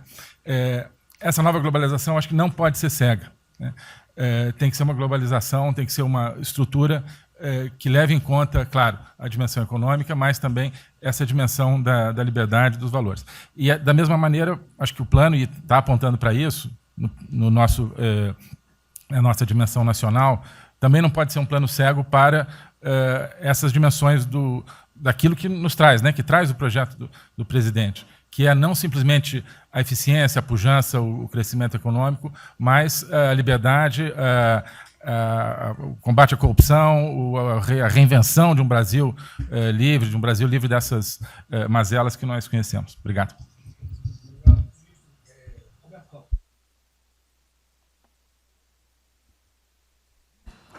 Não, é bem rápido. Eu só vou voltar numa história. Vou voltar aqui numa história breve, que é lembrar que no fim do governo Dilma a taxa de juros era 14,5%, a curta, mas a taxa longa era 20%. E aí, quando a gente olha o que aconteceu e o que proporcionou a taxa de juros cair, é interessante, porque teve um dia, 18 de agosto, que saiu uma manchete no jornal que todos os elementos apontavam que ia ter o teto de gastos. Naquele dia, a curva de juros longa começou a cair e foi quando depois o presidente do Banco Central anterior começou a cair os juros. Ele caiu os juros até o nível de 6,5%, estabilizou, teve a incerteza das eleições, com a incerteza do PT poder voltar, a taxa piorou.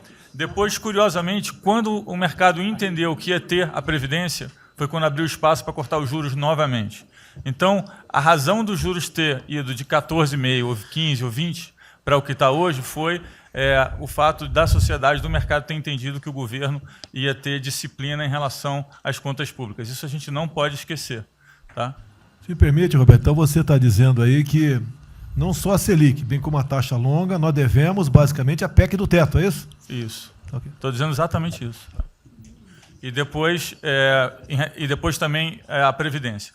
Então, dito isso, eu acho que é importante a gente passar essa mensagem. Um outro tema só, em relação ao plano, 3 pontos só que eu acho importante. A gente tem feito reuniões entre os banqueiros centrais de vários países do mundo quase todas as semanas. E eu acho que tem 3 pontos que são importantes. Primeiro, existe um consenso hoje que o mundo privado está com muito medo de tomar risco.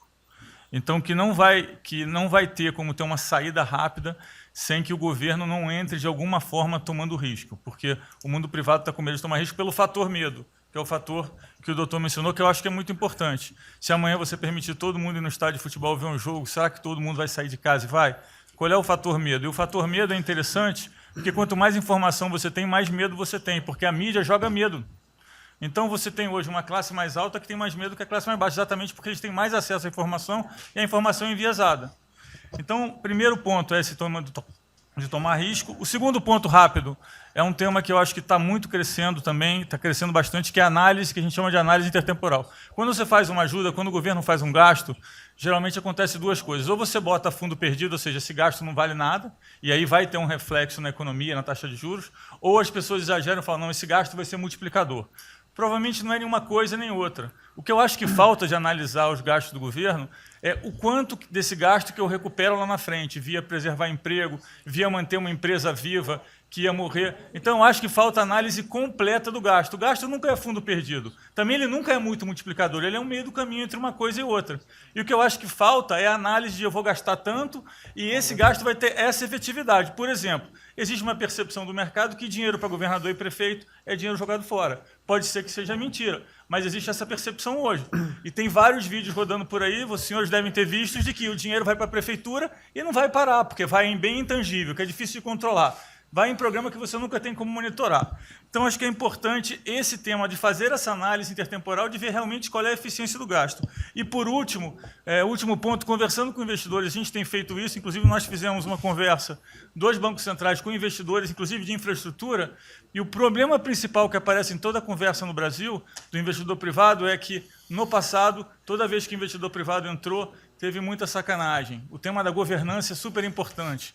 Então, eu estava conversando com o Marinho, a coisa mais importante desse projeto, na minha opinião, é garantir que a governança é boa, para o investidor privado ter certeza que ele vai estar junto com o governo, ou ele vai estar em grande parte tomando risco, às vezes o governo vai tomar um pouquinho, mas que é uma coisa que ele não precisa se preocupar na frente com a governança. E o jeito de melhorar a governança é colocar agentes internacionais que fazem governança mundial. A gente conversou um pouco sobre isso, é só isso. Obrigado. Obrigado. Ministra Damares, por favor. Perdão, Marcelo já falou? Não. Ministra Damares. Ministro, parabéns pela ideia, mas eu preciso lembrar, e eu preciso fazer sempre isso para que a gente não perca o foco, a questão de valores, ministro. Esse governo tem o pilar dos valores. Não se pode construir nada neste governo sem a gente trazer valores. Nós estamos sabendo, e a gente está falando o tempo todo, que nós não seremos mais os mesmos depois dessa pandemia. O mundo não será mais o mesmo, nós não seremos mais o mesmo, e nós vamos ter que fazer uma revisão de políticas públicas no mundo todo e no Brasil. Nós vamos ter que nos reinventar, com certeza. Neste momento, o que nós estamos vendo aqui no nosso comitê? Nós estamos buscando dados e não estamos encontrando dados. Nós recebemos um governo que não tinha dados, os dados que nós tínhamos eram falsos, mentirosos, um Brasil de achismo, um Brasil de talvez, eu acho que talvez sim, talvez não. Políticas públicas construídas até agora nessa nação em cima de talvez e de achismo. Nós vamos ter que rever muita coisa. É um país plural. Quando a gente foi buscar os povos tradicionais agora para a gente construir o enfrentamento ao coronavírus, nós descobrimos, ministros, que nós temos 1.300.000 ucranianos no Brasil e ninguém nunca falou de ucranianos para nós, com a sua cultura totalmente preservada no Brasil. Nós estamos com 1.500.000 ciganos e eu falava de 1.300.000 e são 1.500.000 ciganos. Nós estamos... Então, presidente, nós vamos ter que rever muita coisa na aplicação das nossas políticas públicas no Brasil. Os nossos seringueiros são em números maiores do que a gente imagina no Brasil.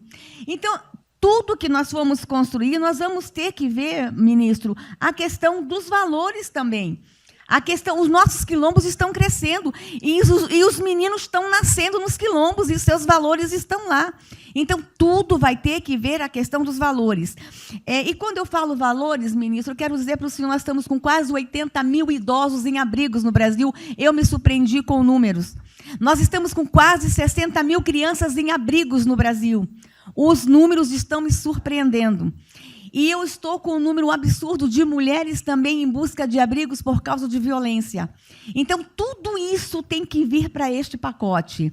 Nós vamos ter que fazer algumas revisões de políticas públicas no Brasil. Então, por favor, ministro, coloque aí a questão de valores. E quando eu falo valores, aí eu quero olhar para o nosso novo ministro aqui da Saúde e dizer, ministro, valores estão lá no seu ministério também. Neste momento de pandemia, a gente está vendo aí a palhaçada do STF trazer o aborto de novo para a pauta. E lá estava a questão de as mulheres que são vítimas do Zika vírus vão abortar. E agora vem no coronavírus. Será que vão querer liberar que todos que tiveram o coronavírus poderão abortar no Brasil? Vão liberar geral? O seu ministério, ministro, está lotado de feminista que tem uma pauta única, que é a liberação de aborto. Quero te lembrar, ministro, que está chegando agora, este governo é um governo pró-vida, é um governo pró-família. Então, por favor. E aí, quando a gente fala de valores, ministro, quero dizer que nós estávamos, sim, no caminho certo. A gente não precisa reinventar muita coisa, não. E eu quero citar aqui o exemplo da política indigenista, como este governo estava construindo. Todo mundo começou a dizer, a esquerda começou a falar, que o coronavírus iria dizimar os povos indígenas no Brasil. O primeiro óbito, dia 12 de abril, sabe o que é isso? A forma como nós estávamos conduzindo a política indígena no Brasil. Primeiro óbito, dia 12 de abril. E eu fui lá para a Amazônia, em Roraima, junto com o presidente da FUNAI e o secretário nacional de saúde indígena, para acompanhar o primeiro óbito. A forma como a gente conduziu deu muito certo. Vamos ter que melhorar? Vamos ter que melhorar. E por que nós fomos lá, presidente? Porque nós recebemos a notícia que haveria contaminação criminosa em Roraima, em Amazônia, de propósito, em índios, para dizimar aldeias e povos inteiros para colocar nas costas do presidente Bolsonaro. Eu tive que ir para lá com o presidente da FUNAI e me reuni com os generais da região e o superintendente da Polícia Federal para a gente fazer uma ação ali meio que sigilosa, porque eles precisavam matar mais índio para dizer que a nossa política não estava dando certo. Então, o que a gente estava fazendo estava dando certo, o que nós estamos fazendo está dando certo. Então, aqui, general, todo o nosso trabalho que envolve políticas de valores precisa estar aqui no Pró-Brasil. E aí, presidente, só para encerrar, eu quero dizer para o senhor que a sua angústia tem razão de ser. Nunca houve tanta violação de direitos no Brasil como neste período. Direitos fundamentais foram violados. No nosso Disque 100 tem mais de 5 mil registros, ministros, de violação de direitos humanos. Mas o senhor tem uma ministra de Direitos Humanos e uma equipe muito corajosa. São mais de 5 mil procedimentos e ações que estão sendo construídos. Governadores e prefeitos responderão processos. Idosos estão sendo algemados e jogados dentro de camburões no Brasil. Mulheres sendo jogadas no chão e sendo algemadas por não terem feito nada. Nós estamos vendo padres sendo multados em R$90 mil porque estavam dentro da igreja com 2 fiéis.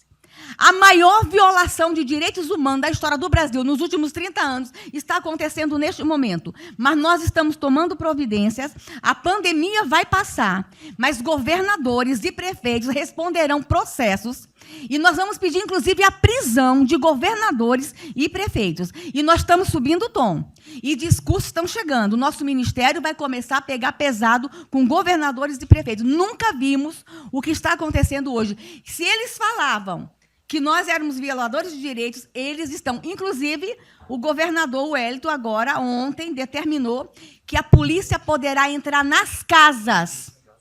Vocês não imaginam o que ele vai fazer. Poderá entrar assinou. A polícia poderá entrar na casa sem mandato. Então, assim, as maiores violações estão acontecendo nesses dias. Então, nós estamos fazendo enfrentamento, mais de 5 procedimentos. O nosso ministério já tomou iniciativa e nós estamos pedindo, inclusive, a prisão de alguns governadores. Então, está aí algumas respostas. Valores, por favor. Valores. Ministro Damares, houve aqui uma uma apresentação, uma representação do ministro Paulo Guedes, que a senhora vai receber mais dinheiro. Até que o menos recebe ela. Que menos recebe é ela. Obrigada. Ministro Marcelo, por favor. Obrigado, vou ser bem breve também. Primeiro, parabenizar o ministro Braga Neto pelo Pro Brasil. Eu queria só deixar uma coisa seguinte, eu fico bem...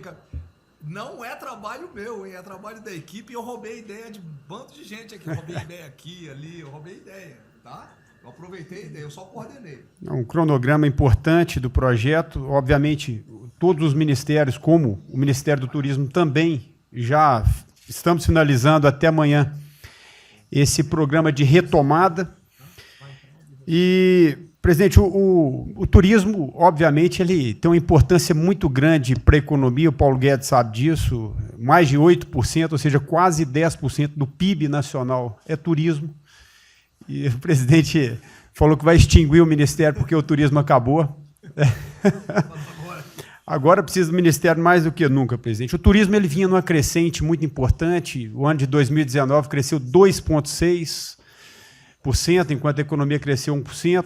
Gerou 163% a mais de emprego do que o ano de 2018. E, obviamente, no meio dessa pandemia, foi o primeiro a ser impactado e de forma brutal. O Rogério Marinho sabe bem disso e nos ajudou muito aí. Quero aproveitar para agradecer o Paulo Guedes, o Marinho também nos ajudou muito nesse processo, de contemplar, ou seja, de ter um plano de ação que viesse evitar o desmonte do setor do turismo, porque grande parte das empresas do turismo passou de um fluxo de caixa de 100 para 0 de um dia para o outro. Então, ações como a suspensão de contrato de trabalho, o ministro Moro também, agradeço, teve uma ação fundamental para o setor, que foi uma medida provisória que contemplasse ambas as partes, tanto o consumidor quanto as empresas, através da Senacom, o que impediu judicializações em massa, porque aquela pessoa que comprou o ingresso de um show ou um pacote turístico, ela, se fosse para cima das empresas ainda para pedir o reembolso de imediato, isso seria catastrófico, geraria mais desemprego ainda. Então, essa medida provisória garantiu que as empresas pudessem ter um fôlego, um prazo aí de até 12 meses para fazer esse reembolso. Um terceiro ponto foi a questão dos créditos, que está terminando de ser fechado junto ao BNDES. Agradeço muito aí também o Montesano, a Caixa Econômica também, o Pedro, o ministro Paulo Guedes, que o entrave maior estava na questão das garantias, mas a gente está conseguindo finalizar esse modelo de crédito para contemplar a todos, desde o MEI ao micro, pequeno, o médio, o grande empresário no Brasil do setor turismo. O setor, presidente, ficou muito feliz, se sentindo contemplado com todas essas ações e medidas por parte do governo federal. Então, o setor do turismo no Brasil fizeram cartas com as principais associações agradecendo a postura do governo federal em relação a isso. Eu quero, presidente, falar um assunto aqui que talvez seja muito polêmico, mas eu acho que é importante esse debate nesse momento. Aí eu falo também para a ministra Damares, que eu sei que é uma pauta muito sensível também a ela, que é a questão, presidente, porque o Ministério do Turismo agora tem que ter um planejamento, um plano de atração de investimentos, que é o que gera emprego, renda, é o que ajuda, obviamente, a economia do Brasil. E, para isso, presidente, eu acredito que é um momento propício, nesse planejamento da retomada, discutir os resorts integrados. Não é legalização de jogos, não é bingo, não é caça-níquel, são resorts integrados. Obviamente, presidente, uma pauta que precisa de ser construída, a Damares está olhando com cara feia para mim, uma pauta que precisa de ser construída com as bancadas da Câmara, tanto a evangélica quanto a católica, mostrando ou desmistificando vários mitos que giram em torno disso. Não sei se o ministro Paulo Guedes concorda. Nós temos a possibilidade de atrair pelo menos 40 bilhões de dólares para o Brasil só de outorgas, de investimentos imediatos com essa pauta. Mas o que precisa ser feito, presidente, é realmente desmistificar a questão de evasão de divisas, de lavagem de dinheiro, de tráfico de drogas, e, para isso, eu sugeriria que, nesse debate, pudéssemos contar com o Ministério da Justiça, através da Polícia Federal, o Ministério Público na mesa, a Receita Federal, os órgãos de controle, mas, obviamente, presidente, uma pauta que só levaríamos para frente se a gente conseguir pacificar ou nos fazer entender pelas bancadas evangélicas, pela bancada católica, para que não haja uma distorção na comunicação disso. Tem que ser um projeto muito bem feito, que eu acredito que pode ser, e nesse processo da retomada, uma grande oportunidade para o Brasil atrair grandes complexos, dos quais apenas 3% são utilizados para os cassinos. E outra, isso não tem impacto diretamente nenhum na família dos trabalhadores brasileiros. Pacto com o diabo. Não, não é bem isso, não. Eu vou ter que começar a desmistificar para Damares aqui. Estou vendo isso. Então, presidente, aqui não estou dizendo que a gente tem que colocar isso como um projeto de governo, obviamente, mas abrir esse debate em torno dos resorts integrados. Propõe a data, a gente reúne os ministérios, Tá bom. a gente conversa. E para finalizar, presidente, o ministro Nelson, prazer estar aqui com o senhor a primeira vez. A gente fez um projeto muito bem elaborado, né, dentro do âmbito do Comitê de Operações, que visa fazer com que os hotéis possam abrigar os profissionais de saúde, e só os profissionais de saúde. A questão anterior do Ministério, por 2 vezes eu mandei a mensagem, não se manifestou, não se interessou, mas eu acredito que é um projeto que pode, sobretudo, trazer para o governo federal uma boa visibilidade com essa preocupação de quem está na linha de frente do combate, que são os profissionais de saúde. Visando 2 coisas, eu já vou terminar, que é, primeiro, melhorar essa logística do profissional de saúde, que sempre tem um hotel próximo ao hospital, aos hospitais, e também a preservação da família desses profissionais, mostrando, obviamente, a sensibilidade do presidente Jair Bolsonaro na preocupação com essas vidas desses profissionais. Obrigado, ministro. Tem uma reunião, que dia que é a reunião? Parece que é hoje, às 16 horas. Hoje, então. Já tem uma reunião marcada para a gente discutir isso aí. Tá bom. Obrigado. Obrigado. E turismo. A gente definir. Penúltimo debatedor, ministro Weintraub. Obrigado. Tem 3 anos que eu... Fui claro no penúltimo. Muito obrigado. Tem 3 anos que, através do Onix, eu conheci o presidente. Nesses 3 anos, eu não pedi uma única conselho, não tentei promover minha carreira, me ferrei na física, ameaça de morte na universidade, e o que me fez, naquele momento, embarcar junto, era a luta pela liberdade. Eu não quero ser escravo nesse país. E acabar com essa porcaria que é Brasília. Isso daqui é um cancro de corrupção, de privilégio. Eu tinha uma visão extremamente negativa de Brasília. Brasília é muito pior do que eu podia imaginar. As pessoas aqui perdem a percepção, a empatia, a relação com o povo. Se sentem inexpugnáveis. Eu tive o privilégio de ver a mais da metade aqui desse time chegar. Eu fui secretário executivo do ministro Onix. Eu acho que a gente está perdendo um pouco desse espírito. A gente está perdendo a luta pela liberdade. É isso que o povo está gritando. Não está gritando para ter mais Estado, para ter mais projetos, para ter mais... O povo está gritando por liberdade. Ponto. Eu acho que é isso que a gente está perdendo. Está perdendo mesmo. O povo está querendo ver o que me trouxe até aqui. Eu, por mim, botava esses vagabundos todos na cadeia. Começando no STF. E é isso que me choca. Era só isso, presidente. Eu realmente acho que toda essa discussão de vamos fazer isso, vamos fazer aquilo, eu vi muitos ministros que chegaram, foram embora. Eu percebo que tem muita gente com agenda própria. Eu percebo que tem o jogo que é jogado aqui. Mas eu não vim para jogar o jogo. Eu vim aqui para lutar. E eu luto e me ferro. Eu estou com um monte de processo aqui no Comitê de Ética da Presidência. Eu sou o único que levou processo aqui. Isso é um absurdo o que está acontecendo aqui no Brasil. A gente está conversando com quem a gente tinha que lutar. A gente não está sendo duro bastante contra os privilégios, contra o tamanho do Estado. E eu realmente estou aqui de peito aberto, como vocês sabem disso. Levo tiro. Odeio o Partido Comunista. Ele está querendo transformar a gente numa colônia. Esse país não é... Odeio o termo povos indígenas, odeio esse termo, odeio. O povo cigano, só tem um povo nesse país. Quer, não quer sair de ré. É povo brasileiro, só tem um povo. Pode ser preto, pode ser branco, pode ser japonês, pode ser descendente de índio, mas tem que ser brasileiro, pô. Acabar com esse negócio de povos e privilégios. Só pode ter um povo. Não pode ter ministro que acha que é melhor do que o povo, do que o cidadão. Isso é um absurdo, a gente chegou até aqui. O senhor levou uma facada na barriga. Fez mais do que eu, levou uma facada. Mas eu também estou levando bordoada e estou correndo risco. E fico escutando esse monte de gente defendendo privilégio e teta. Entendeu? É isso. Negócio, empréstimos. A gente veio aqui para acabar com tudo isso, não para manter essa estrutura.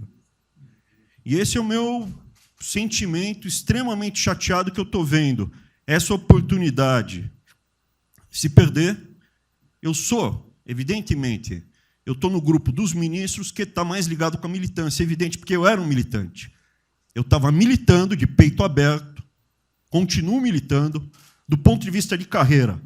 Eu poderia ter tentado me dar bem. Não foi isso que eu fiz. Não foi isso que eu fiz. Sei que isso daqui é um palácio, existem intrigas palacianas, estou sendo muito franco. E a gente pode sim perder a liberdade, perder esse país. Ninguém vai se dar bem se a gente perder esse país. Quem vai se dar bem são pouquíssimas famílias. Pouquíssimas famílias. Não se iludam. Não se iludam. Era isso. Deixa eu complementar aqui. O que o Weintraub está falando, eu estou com 65 anos, a gente vai se aproximando de quem não deve. Eu já tenho que me policiar no tocante a isso daí. São pessoas aqui em Brasília, dos 3 poderes, que não sabem o que é povo. Eu converso com alguns, não sabem o que é um feijão com arroz, não sabem o que é um supermercado, esqueceu. Acha que o dinheiro cai do céu. Eu estou com meus privilégios garantidos, meus 100 mil por mês, em média, 100 mil por mês a galera ganha, né? Legalmente, e acha que isso vai acabar nunca. Como alguns acham que a liberdade... qual é desse cara? Está maluco? Eu estou vendo o mais antigo aqui, o Joelino aqui. Ele sabe o que foi 64. Muitos aqui não sabem. Essa cambada que tentou chegar no poder em 64, se tiver chegado, ele estava fudido todo mundo aqui. Cortando, ele estava felicíssimo, cortando cana, ganhando $20 por mês. Não pode esquecer disso. Nós não podemos esquecer o que é esse povo. Eu vou convidar os ministros para domingo e passar a Serena Taguatinga. Convite, não é missão, não, convite. Para ver como é que está o cara na esquina. Para ver uns merda, para falar aí, né, uns merda de sempre. O cara rompeu o isolamento, está dando um pé. Tem pé para o cacete, pô. Você está passando fome, está na merda, porra. Sentiu o cheiro de povo. Como eu falei lá, é uma experiência para todo político sentir. Ir lá ver como é que está o negócio. Ou a gente tem que estar como se fosse, né, um general na retaguarda e deixar a tropa se ferrar na frente. Não, o general está na frente, o coronel está na frente, o capitão está na frente. Nossos heróis da Segunda Guerra Mundial estiveram na frente de campo de batalha. Se precisar aqui, tenho certeza que nossas Forças Armadas vão cumprir com o seu papel, mas, né, nós temos que dar exemplo e mostrar que o Brasil não é... Eu sou mais educado que o Weintraub, até me poli muito, né, no linguajar que ele usou, mas não é isso. Que o pessoal pinta por aí, se reunindo de madrugada, para lá, para cá, sistema de informações. O meu funciona. O meu particular funciona. Os que tem oficialmente, desinforma. E voltando ao tema, eu prefiro não ter informação do que ser desinformado por cima de informações que eu tenho. Então, pessoal, muitos vão poder sair do Brasil, mas não quero sair, ver a minha irmã de Eldorado, outra de Cajati, o coitado do meu irmão, capitão do exército lá de Miracatu, se fuder, porra. como é perseguido o tempo todo.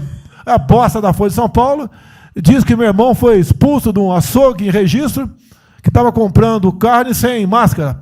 Comprovou no papel, estava em São Paulo nesse dia. O dono do restaurante, do açougue, falou que não estava lá. E fica por isso mesmo, eu sei que é problema dele, né? Mas é a putaria o tempo todo para me atingir, mexendo com a minha família. Já tentei trocar gente da segurança nossa no Rio de Janeiro, oficialmente, e não consegui. Isso acabou. Eu não vou esperar fuder minha família toda, de sacanagem, ou amigos meus, porque eu não posso trocar alguém da segurança na ponta da linha que pertence à estrutura nossa. Vai trocar. Se não puder trocar, troca o chefe dele. Pode trocar o chefe dele? Troca o ministro. E ponto final. Não estamos aqui para brincadeira. Aí vem um garoto aqui, ó, com todo respeito, do BNDES. Tá, eu conheci ele, usava calção lá. Tá? Pô, ele veio dos Estados Unidos para cá, podia estar muito bem lá. Veio para cá, para tentar mudar o Brasil, a convite do Paulo Guedes, que é amigo dos pais dele, por coincidência, né, Paulo Guedes? Coincidência. Eu não lembro dos teus pais, lembro de você, tá certo? Mas alguém que está investindo aqui. E todos nós temos que pensar nisso. O que esses filha de uma égua querem, é a nossa liberdade. Olha, como é fácil impor uma ditadura no Brasil, como é fácil. O povo está dentro de casa. Por isso que eu quero, ministro da Justiça e ministro da Defesa, que o povo se arme.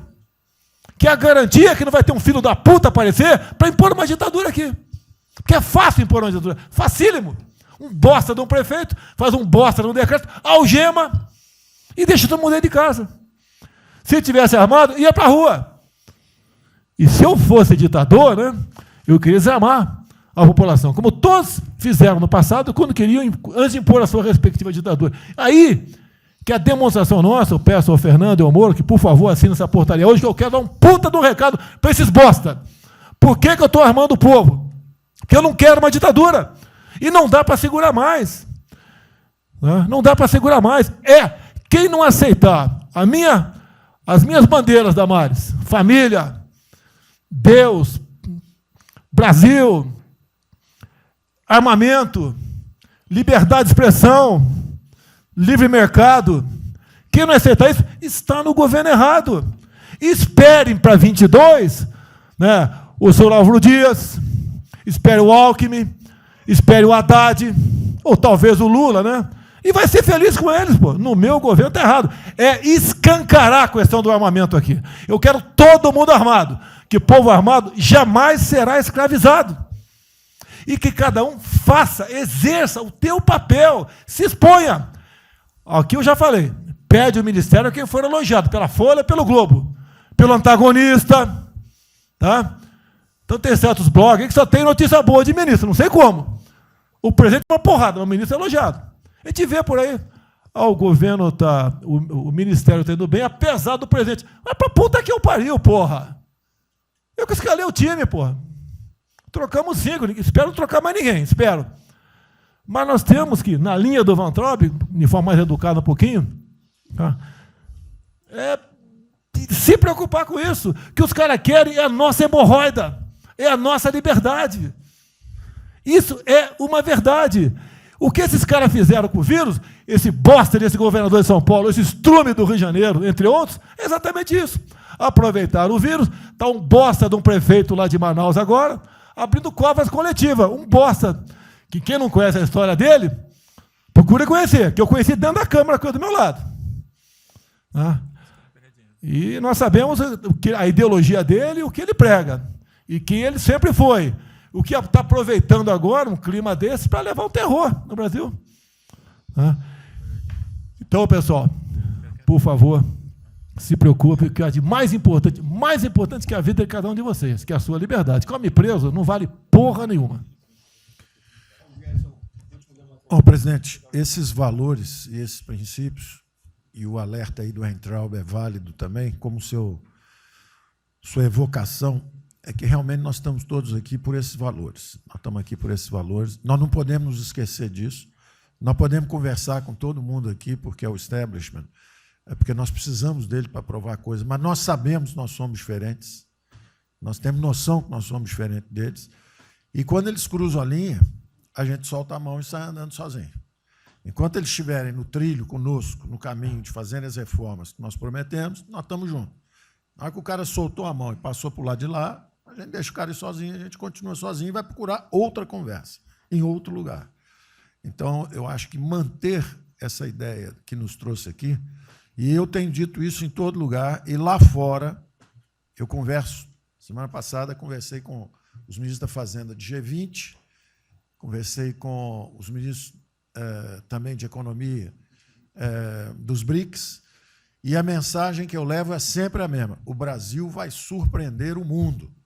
Vocês duvidavam da nossa democracia, duvidavam do nosso presidente é democrata e vai fazer as mudanças. E aprovamos a reforma da Previdência o ano passado, enquanto os franceses fizeram passeatas contra a reforma da Previdência. Agora, a mesma coisa, estou dizendo, nós vamos continuar aprofundando as reformas, nós vamos seguir. Eu conheço todas as histórias de reconstrução por profissão, obrigado a estudar isso, a reconstrução da Alemanha na Segunda Guerra, na Primeira Guerra com o Schatz, na Segunda Guerra com o Ludwig Erhard, a reconstrução da economia do Chile com os caras de Chicago, o caso da fusão das duas Alemanhas, eu conheço profundamente, no detalhe, não é de ouvir falar, é de ler 8 livros sobre cada reconstrução dessa. Então, eu li Keynes 3 vezes no original antes de eu chegar a Chicago. Então, para mim, não tem música, não tem dogma, não tem blá, blá, blá. Tem estudos sobre todas as ocasiões. E nós demos uma demonstração disso quando nós estávamos indo numa direção norte, com as reformas estruturantes, e, de repente, em 3 semanas e meia, nós fomos para o sul. E nós somos elogiados hoje lá fora. Semana passada, todo mundo elogiando, fazendo referência, que o Brasil está à frente de todos os emergentes e Pari-Passu ali só está atrás um pouquinho dos Estados Unidos, porque os Estados Unidos está naquele caso que é o cara que tem a moeda forte, emite 1 trilhão para cada problema que ele tem e ninguém reclama. Fizemos vários programas antes dos alemães, vários programas antes dos ingleses, vários programas, de todo tipo. Então, se não existe algo aqui, é dogma. Existe capacidade de trabalho com um grupo extraordinário que eu tenho. Então, nós atacamos em todas as direções. Primeiro, o campus foi lá e reduziu os compulsórios em 200 bilhões. Logo depois, nós não tínhamos espaço constitucional, fizemos antecipações de benefícios e diferimento de impostos, porque não tinha espaço constitucional. Logo depois, tivemos espaço pelo Supremo e pelo Congresso. Entramos nas constitucionais, gastamos 300 e poucos bilhões, que não é muito. Para ter uma ideia, o último déficit do governo Temer foi 160. Nós gastamos 300. Não gastamos tanto assim, mas atingimos 50 milhões de brasileiros, como diz lá o Pedro. 70 milhões de brasileiros. Lançamos essa camada para os mais frágeis, pegamos os idosos, pegamos as empresas, microcrédito, depois de 0 a 360 mil, depois de 360 mil a 10 milhões, montamos um comitê de bancos, estamos lá com o Montesano agora fazendo justamente a reestruturação. Não vai ter molezinha para a empresa aérea, para nada disso. É dinheiro que nós vamos botar usando a melhor tecnologia financeira lá de fora. Nós vamos botar dinheiro, vai dar certo e nós vamos ganhar dinheiro. Nós vamos ganhar dinheiro usando recursos públicos para salvar grandes companhias. Agora, nós vamos perder dinheiro salvando empresas pequenininhas. Então, nós estamos fazendo tudo by the book direitinho. Na conversa com os ministros da Fazenda lá de fora, eu disse que nós estamos com um déficit extraordinariamente alto esse ano, da mesma forma que eles, está todo mundo na mesma direção, só que nós caímos no chão, está uma confusão, tiro, porrada e bomba, mas nós não perdemos a bússola. A gente cai, levanta e sabe para onde nós temos que ir. Nós não vamos perder a bússola. Nós sabemos dos valores, sabemos dos princípios, sabemos o que nós estamos defendendo. Nós estamos defendendo liberdade, liberdade econômica, liberdade política. Nós sabemos o que nós estamos defendendo. E estamos agora, no meio dessa confusão, derrubando a última torre do inimigo, que é uma coisa que nós vamos fazer a reconstrução e a nossa transformação econômica. A outra coisa são as torres do inimigo que a gente tinha que derrubar. Uma era o excesso de gasto na Previdência, derrubamos assim que entramos.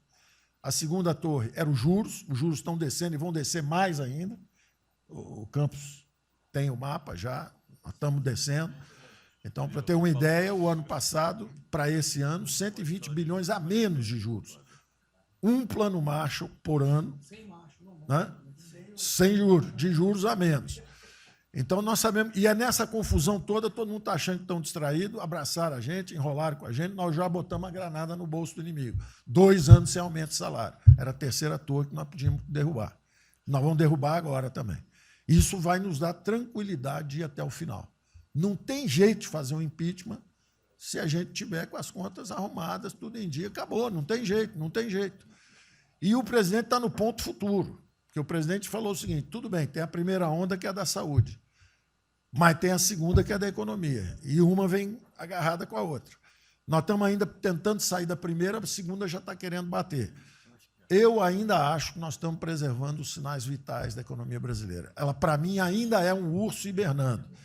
Você baixa sua energia para zero, consumo de energia para quase zero, só respira, mas quando você sai da gruta, você sai para comer o primeiro bicho que passar, você tem força. Nós não podemos deixar isso graças à super safra da nossa Tereza, à logística do Tarcísio, a comida está chegando, as exportações estão seguindo, a China é aquele cara que você sabe que você tem que aguentar, porque, para vocês terem uma ideia, para cada $1 que o Brasil exporta para os Estados Unidos, exporta 3 para a China. Você sabe que ele é diferente de você, você sabe que geopoliticamente você está do lado de cá. Agora, você sabe o seguinte, não deixa jogar fora aquilo ali não, porque aquilo ali é comida nossa, nós estamos exportando para aqueles caras. Não vamos vender para eles, ponto crítico nosso, mas vamos vender a nossa soja para eles, isso a gente pode vender à vontade, eles precisam comer, eles precisam comer. A Índia também vai precisar comer, vai ser o trading da água, eles vão dizer que é a melhor trading da água. Outro dia alguém comentou comigo, acho que foi o Campos, não foi, Campos? Foi. É o trading da água, quer dizer, os caras precisam de alimento, não tem água, nós temos muito mais água do que eles têm, então eles vão ter que abrir mão da agricultura para fazer outras coisas e nós vamos poder exportar para eles também. Então, nós temos um mapa de voo bom, nós temos uma equipe jovem, preparada, todo mundo trabalhando juntos, e nós não vamos perder o rumo, nós não podemos perder o rumo. Então, vai ter muita conversa, vamos para cá, vamos para lá, vamos fazer isso, vamos fazer aquilo, não vamos perder o rumo, não. Pode dar vestimento, bota peruca loura, passa batom vermelho, faz uma opção de coisa que for necessário politicamente, mas não vão perder o rumo econômico, não, nós sabemos onde nós estamos indo. Então, eu estou só dando uma mensagem de tranquilidade para todo mundo aqui, que é o seguinte, nós estamos fazendo nada exótico, dogmático, nada disso. Nós estamos indo numa direção, fizemos o que o mundo inteiro fez, em 3 semanas e meia, nós fizemos o que o mundo inteiro fez, só que nós não vamos perder o rumo, não. Nós sabemos para onde nós vamos voltar já já, tá certo? E se o mundo for diferente, nós vamos ter capacidade de adaptação. Por exemplo, eu já tenho conversado com o ministro da Defesa, já conversamos algumas vezes, quantos 200 mil, 300 mil, quantos jovens aprendizes nós podemos absorver nos quartéis brasileiros? 1 milhão? 1 milhão a R$200, que é o Bolsa Família, R$300, para o cara de manhã faz calistenia, aprende civil, organização social, como é que é o OSPB, né? Organização Social Política, né? Faz ginástica, canta o hino, bate continente, de tarde aprende a ser um cidadão, pô. Aprende a ser cidadão, disciplina, usar o tempo construtivamente, pô. Voluntário para fazer estrada, para fazer isso e aquilo. Sabe quanto custa isso? R$200 por mês, 1 milhão de cada, 200 milhões, pô. Joga 10 meses aí, 2 bi, isso é nada. Então, nós vamos pegar na reconstrução, nós vamos pegar 1 bilhão, 2 bilhões e contrata 1 milhão de jovens aqui. A Alemanha fez isso na reconstrução. Aí você também quer fazer estrada, precisa de 3, 4 bilhões a mais, tem um orçamento de 8, toma aqui seus 4 bilhões. Isso não faz falta. Isso não faz falta. Não é isso o problema. A mesma coisa o nosso problema do jogo, nos recursos integrados, não tem problema nenhum, são bilionários, são milionários, executivos do mundo inteiro. O cara vem, fazem convenções. Olha, o turismo saiu de 5 milhões em Singapura para 30 milhões por ano. O Brasil recebe 6. Uma pequena cidade recebe 30 milhões de turistas. O sonho do presidente de transformar o Rio de Janeiro em Cancún, lá Angra dos Reis em Cancún, aquilo ali pode virar Cancún rápido. Entendeu? A mesma coisa, Espanha. Espanha recebe 30, 40 milhões de turistas. Isso aí é uma cidade da Ásia. Macau recebe 26 milhões hoje na China. Só por causa desse negócio. É um centro de negócio. É só maior de idade. O cara entra, deixa a grana lá que ele ganhou anteontem, ele deixa aquilo lá, bebe, sai feliz da vida. Aquilo ali não atrapalha ninguém. Aquilo não atrapalha ninguém. Deixa cada um se fuder. Ô, Damares, deixa cada um... Damares, o presidente fala em liberdade. Deixa cada um se fuder do jeito que quiser. Principalmente se o cara é maior, vacinado e bilionário. Deixa o cara se fuder, pô. Lá não entra nenhum brasileirinho. Não entra nenhum brasileirinho desprotegido. Se a CGU tiver como controlar a entrada e a saída do dinheiro... Isso, então vamos lá. Se não tiver como lavar dinheiro sujo... Então, só para terminar, as observações também finais ali, o Campos falou duas coisas também interessantes. Então, o Campos falou duas coisas interessantes ali. Uma é o seguinte... O estrangeiro, para vir para fazer os investimentos, eu recebi um embaixador, já reportei isso para o presidente, eu recebi um embaixador dos Estados Unidos e ele veio conversar conosco. E a mensagem maior dele era uma só. Assim, olha, nós queremos um bom ambiente de negócio. Nós vamos colocar centenas de bilhões de dólares aqui. O mundo inteiro quer investir no Brasil. Agora, nós precisamos de um bom ambiente de negócio. Simplificação de impostos, segurança jurídica, coisa desse tipo. Né? Então, o secretário do Comércio americano, que é o Wilbur Ross, o cara me disse o seguinte, eu só tenho um conselho para vocês.